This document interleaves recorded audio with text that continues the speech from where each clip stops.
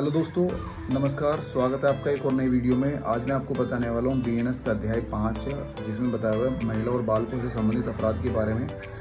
तो शुरू करते हैं। सबसे पहले सेक्शन इसमें 63 में बताया हुआ है रेप को, कि रेप की डेफिनेशन इसमें दी हुई है। जैसे आईपीसी में 375 में रेप को डिफाइन किया हुआ था, अर्थात किसी महिला के साथ में किया हुआ सेक्सुअल इंटरकोर्स जिसमें महिला की इच्छा और उसकी सहमति ना हो, अर्थात महिला की विल और कंसेंट ना हो, वो रेप की श्रेणी में आएगा। इसमें जो सज़ा का प्रावधान दिया हुआ है सेक्शन 64 बीएनएस में है, और इसमें कम से कम 10 वर्ष तक की सज़ा है, अधिकतम आजीवन कारावास तक की सज़ा है। सेक्शन 65 में बताया हुआ है कि यदि कोई व्यक्ति किसी 16 वर्ष से कम आयु की महिला के साथ में रेप करता है तो उसमें कम से कम 20 साल की सज़ा और अधिकतम आजीवन कारावास तक की सज़ा का प्रावधान है। बीएनएस सेक्शन 66 बीएनएस में दिया हुआ है कि यदि किसी महिला की रेप विक्टिम की मृत्यु हो जाती है या कोई ऐसी विकृतिशील दशा हो जाती है तो उसमें एक्यूज को कम से कम 20 साल तक की सज़ा और अधिकतम आजीवन कारावास या मृत्यु दंड के दंड से दंडित किया जाएगा। सेक्शन 67 में बताया हुआ है कि यदि किसी पति के द्वारा, अर्थात ऐसी दशा में कि यदि पति पत्नी के बीच में पृथक्करण की डिग्री प्राप्त हो चुकी है या मान्य न्यायालय में विचाराधीन है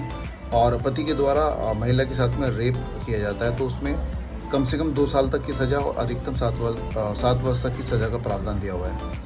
सेक्शन 6 बताया हुआ है प्राधिकार में रेप, अर्थात कोई महिला यदि किसी व्यक्ति के प्राधिकार में है और उस व्यक्ति के द्वारा कोई ऐसा सेक्सुअल इंटरकोर्स किया जाता है तो उसमें 5 वर्ष तक की सज़ा और अधिकतम 10 वर्ष तक की सज़ा। सेक्शन 69 जिसमें प्रवंचना पूर्व साधनों का प्रयोग करके रेप, अर्थात यदि किसी महिला को शादी का झांसा दे करके किसी व्यक्ति के द्वारा रेप किया जाता है तो उसमें 10 वर्ष तक की सजा का प्रावधान दिया हुआ है। सेक्शन 70 जिसमें बताया हुआ है सामूहिक बलात्कार के लिए दंड।